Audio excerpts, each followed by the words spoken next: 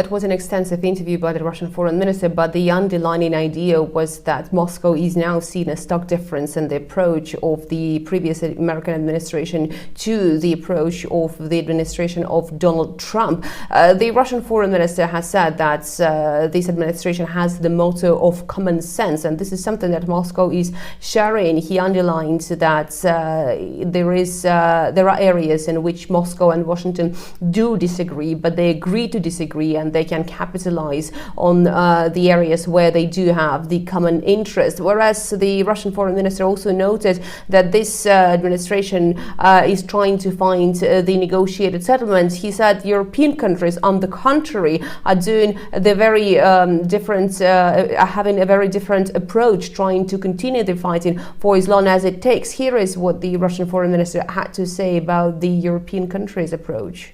As for peacekeepers, they say they're preparing so many thousands of them, and they're providing peacekeepers with air cover. This is impudent. Firstly, no one has asked us, and Trump understands everything. He said that it is too early to say when there will be a settlement. You can discuss this issue, but the consent of the parties will be needed. He behaves correctly.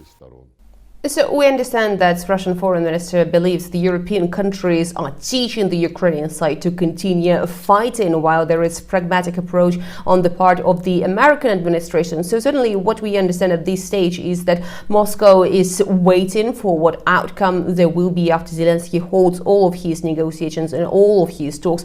But definitely the approach of the new American administration is something that is very different from what it used to be. And the belief in Moscow is that Donald Trump understands the root causes of this conflict, something which Moscow said was of paramount importance. There's been no official comment from the Kremlin on this security conference, but some of the Russian politicians, lawmakers have been saying that what is France and the UK trying to do is to derail any negotiated settlement that Moscow and Washington could actually reach on Ukraine, suggesting that what they are trying to work out will be the antithesis to the negotiated plan that could potentially be worked on Ukraine, including involving Russia. They will be, from Moscow's perspective, trying to make a list of demands, the list of things that Russia should do, and that will not be sustainable because that will not be eliminating the root causes of this conflict. So definitely Moscow is yet to comment, but the very clear picture at this stage is that